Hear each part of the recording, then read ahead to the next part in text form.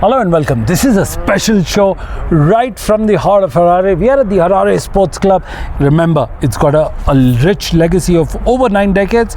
We are just with the right person, right ambience, right atmosphere, and there's a still silence before the big storm that will hit the fans in few hours from now. I've got one of the most eminent voices, the heavyweight voice of sports in broadcasting in Zimbabwe, Mr. Tich. Mr. Tich, welcome to the show. Thank you for having me, and I'm really excited. Obviously, didn't really go too well for Zimbabwe in that first T20, but that's in the past now. We're looking ahead to the next one. Absolutely. India leads the series with 1-0. At the same time, we had a huge transition coming in from both sides. They got in new faces. Your views on that? Yeah, I think for Zimbabwe, Ben Karen, I think the most notable. He made his debut, unfortunately, going out for 10. Newman Nyamuri, he's an exciting young talent in the mold of a Richard Ngarawa in terms of his ability as well. So really looking forward to see them get a bit more time in between the crease and hopefully a bigger impact. Well, absolutely, bigger impact. But you must also realize that this is a very same historic ground where Virat Kohli once graced. Yeah, I mean, I think if I'm not mistaken, Do you remember? His first century here, and it seems to be a breeding ground for some of the great Indian players to go and build their careers. Unfortunately, they come here, they score centuries, and then they become big and never come back. But MS Dhoni did come back. He did enjoy here at the Centurion ground. Yeah, it's a fantastic venue. Absolutely. 1936, this was created, and what you see around here, this is the same iconic venue which actually is 5 feet away from the boundary line. This experience, you will never get it even in England. Well, moving on to the bigger things, India chased a good a very small total, but at the same time Zimbabwe must win this match to keep the series alive. Yeah, and I think there was a lot of conversation in terms of how Zimbabwe's openers in particular struggled to deal with the pace of the Indian seamers. I think that's correct. At some points clocking 148, 150 as well, and it was unfortunate. Remember Brian Bennett, the last time at the T20 World Cup, he scored a 95 out for a golden duck. In the first T20, Ben Karen only got a 10. Dion Myers a 6. Sekana Raza a 4. I think things started taking shape with Ryan Bell with his 26, and then there was that 58-run partnership between Madevere with 39 and Marumani with 27, and that sort of took us to 125, which is way below par. Well, looking at the scorecard, Mr. T, when you see it, you realize the top 5 batters of Zimbabwe, or what you see on your screen, the top 5 batters of Zimbabwe scored much less than the bottom. So there was a top order collapse, if you absolutely. And I think one of the conversations that I've heard in the aftermath with some of the players and the insights that they got is they were thinking about Prince Yadav and Mayank Yadav as well, and they were saying even if we get to the end of the first 4 or 5 overs, 24 without loss, that's a win. You get them to use up as much of their overs as they can and then start attacking, as opposed to the situation we saw in the first T20 where the wickets were falling willy-nilly. Absolutely. When you look at the figures right now, Zimbabwe posted a paltry 125 in today's time. This is below par. I mean, by any standard that you think about, and I think Zimbabwe will be very disappointed, especially now, like you highlighted, when you look at what the middle order, starting with Ryan Bell, and then what we saw from Marumani and Madevere, goes to show you that if we had set a foundation, if a Brian Bennett had kicked on and delivered a 95 like he did in India at the World Cup, it would have been a different. But I expect him to come back. He is our best opener. Right. I saw some encouraging signs from Ben Karen in terms of his aggressiveness. Just one mistyped down shot the throat, and it was it. But that's the game of cricket. But isn't it ironical, because his brother bowls like a speed kind of a thing? Yeah, his father's played. His father's played international, coached international. So I mean, the Karen family has got. Well, I think it's cricket. I'm sure he'll be trolled by his brother. I've had conversations with him. He's very close with both Sam and Tom. Yes. And, the current, they are from Manicaland, and, they've got a rich history with Zimbabwe. They all went to school here in Zimbabwe, learned to play cricket here in Zimbabwe at Ruzawi, and Peter was one of the top private schools here before then moving on to England. So, they were made in Zimbabwe. Sam obviously has been one of the best T20 players for England. Absolutely. He's done some wonders at the IPL. He's shared dressing room with some of the best names that India T20 has produced. But coming back, at least he's got a consolation because he's taken the catch of Vaibhav Sooryavanshi. Yeah, I mean, that was big, but what an innings.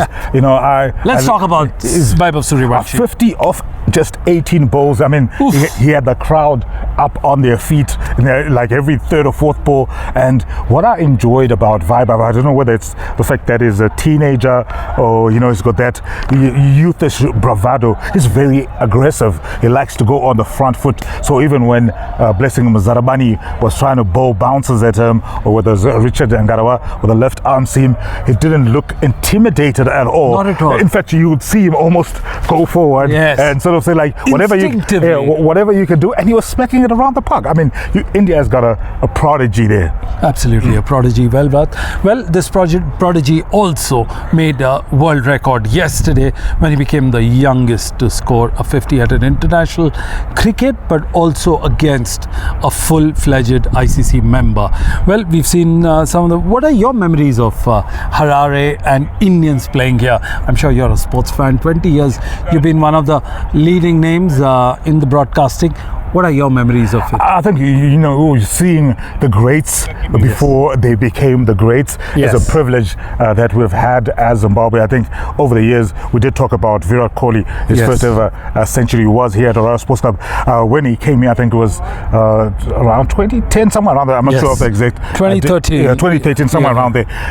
He wasn't anywhere near the superstar that we know now, but he showed us that he was going to be there. So I think for me, those are some of the highlights. I think we've had some fantastic series with India over the years. India has been a very good friend of Zimbabwe cricket. Obviously, there's a big gap between where India is and where we are, but in terms of our relations, absolutely fantastic.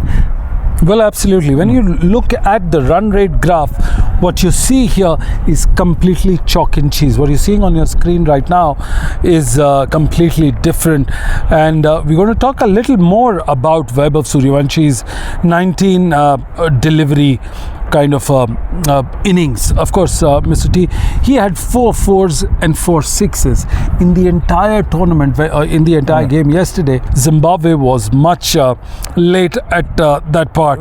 What do you want to talk about this creative that we see on your screen right now? No, I think that's 75% control. I mean, and when you look at where he was spraying those boundaries, across the park. So, very productive cut shot as well. I mean, and he was slicing those balls up. So, I mean, Sooryavanshi, it was a super show from the young man there. What you see on the screen right now, he didn't score.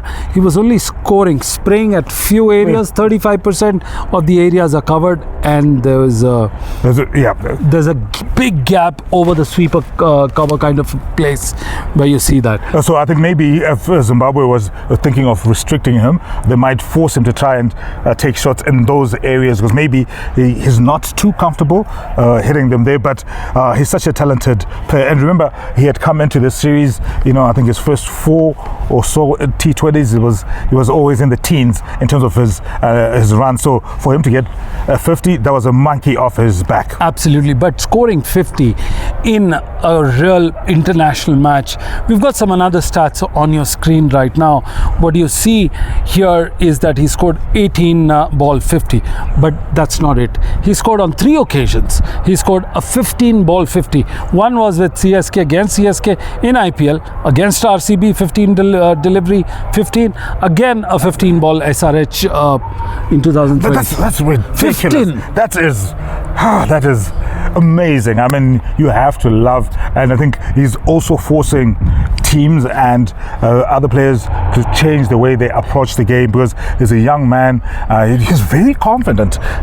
He's looking at him, he seems mature beyond his years. He doesn't seem phased by the occasion. I remember in the pre-match press conference, Raza saying, it's different. It was our question that he sneaked in, and he replied, Raza, on the film. On the front foot. Well, you've been listening to all kind of conversations about the greatness of the man, the greatness of a boy who's not even got a driving license. But he's got a license to kill the bowlers. And he was killing them yesterday. Absolutely.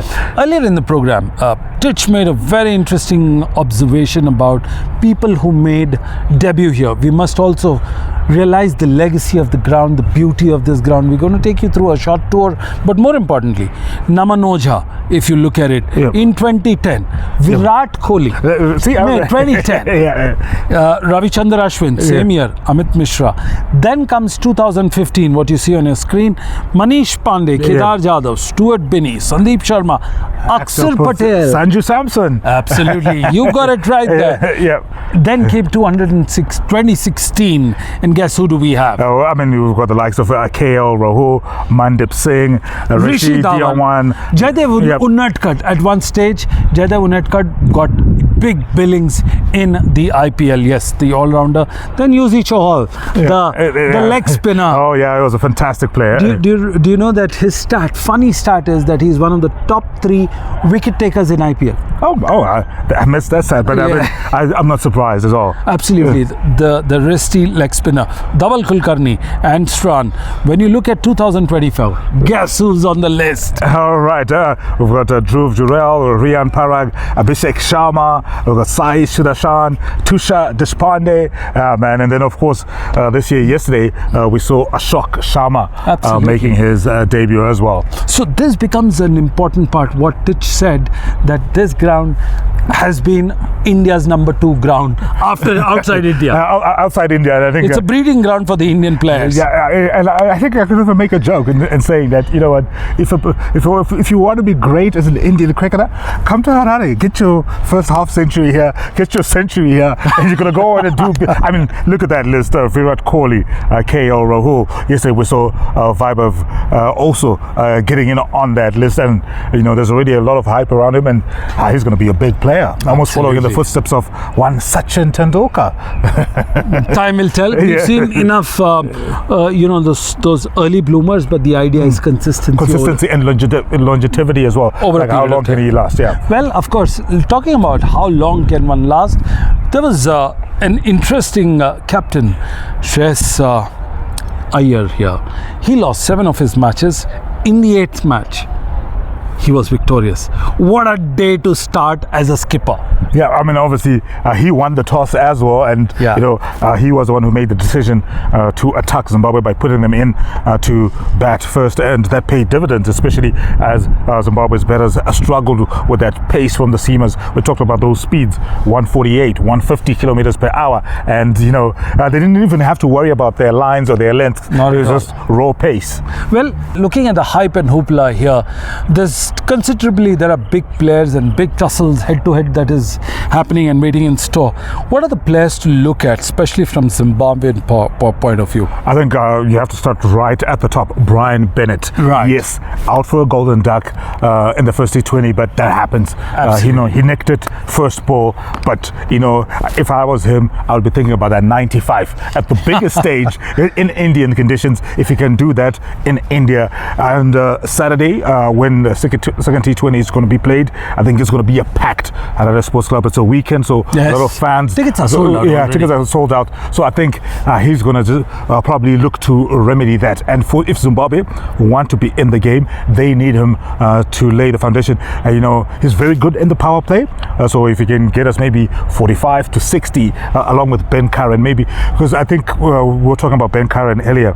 Some of the pressure that he had with the ball that he ended up going out for was, he felt the need to score. But I think if Brian Bennett is there, and Brian Bennett, he knows how to keep the ball on the ground, get the boundaries. He's not going to give you a lot of sixes, but he keeps them on the ground. He likes those fours, and that will take the pressure off Karen. Karen can just be there to just help him rotate the strike. Obviously, if we do get Zimbabwe to lay that foundation of just a solid start, and then that's when the middle order, your Sikandar Raza, the number one all-rounder in the world, but he hasn't delivered in recent time. So if there's a foundation, he's talked, we heard him in the press conference saying Zimbabwe needs to be putting up 180, 200 scores. So if there's a solid foundation from that top order, then we can have Raza coming in. As also from a Zimbabwean perspective, I'm looking at those players, but then they're going to have to figure out how to deal with that pace. Do you think Sikandar Raza needs to talk his talk and walk his walk? Talking is done, now walking back. He's done a lot of talking, so I think he needs to let his bat do the talking. And also the field. The one thing that we love about Raza, and why I think tomorrow might be a big game for him, is he feeds off the crowd. Yeah. So if the crowd if Harare Sports Club is packed, people are singing, the castle corner is there, the brass band is chiming in, we'll have people, the family sitting behind us here and the grass embankment. I think he will thrive off that, but he needs his openers to lay the foundation, because if he's coming in and performing surgery, trying to repair the innings, it could be difficult. Well, he's got one of the good surgeons with him is Blessings Barzabani. He's a rocket with the ball, not quite as fast as some of the India seamers, but he is able to get that extra bounce off it. Yesterday, 2 for 26 in the first T20. So I think he showed his fellow seamers from a Zimbabwean perspective that if you deliver those kind of balls to the India batters, they could be uncomfortable with them. So that's something to potentially build on. Absolutely. Well, we're now talking about the power play, how we race it up, how we get it down, because 72% of the game is decided on the power play. Well, when you look at India's power play, they completely changed the game from 66 for 1 to when you look at Zimbabwe's 26 for 3. I think that was the difference, and it will be the difference in any T20 international match. And just hearing the whispers coming out of the Zimbabwean dressing room, they're saying, all right, even if we struggle to get the runs in that power play, let's not lose wickets. Absolutely. So you'd rather get to hypothetically a 40 without loss in the power play, and then allow those guys who have maybe started seeing the ball to, as soon as you get past the power play, to become a bit more aggressive. But getting aggressive is one part, but if you have 58% or 53%, I beg your pardon, of the dot balls playing in the thing. No, and I think there was fear from Zimbabwe, as in they didn't know what to do with the pace. So it's you're leaving the balls, or you're just playing very defensively, so you don't have time to even rotate the wicket. So in the power play, whilst it might be a bit challenging to get those boundaries if you don't have that power hitting, is at least to try and rotate the strike, so that you at least keep the scoreboard going. But like I said, the most important thing for Zimbabwe right now is to not lose wickets in the power play. I think if they manage to do that, or maybe just lose one, and then you give yourself a chance. But when you look at the boundaries, Zimbabwe only scored 58 runs in the boundaries, as compared to India chasing the same total, 80 runs, what you see on your screen. And I think that's the difference. Sometimes Zimbabwe looked like they'd forgotten they were playing a T20. They thought maybe it was a one-day international or even a test. So that's an area that the batting coach is going to have to look at in terms of encouraging, and that's why I keep going back to Brian Bennett. If there's a player who can get boundaries for Zimbabwe, it's him. Also in the middle, you have a Ryan Ball. He's not afraid to slog it, and if Sikandar Raza is having one of those days, he's another boundary getter for Zimbabwe. Well, absolutely. Well, the stark difference was they could only score 3. They lost 3 wickets in the power play, whereas Vaibhav Sooryavanshi got the ball to lose the ball outside the stadium thrice. He's an explosive player, very aggressive, and I think if there's something that the Zimbabwean batters can learn from Vaibhav, is to be on the front foot, to be aggressive and not wait for the bowlers to come at you. Force the bowlers to sort of change their strategy in terms of their attack. You know, if the ball short to you, smack them out the park so that they're forced to sort of think about their lines and length, which they weren't challenged to do in the first T20. Well, in the second match, we're going to talk about the selection roundup right from Harare Sports Club.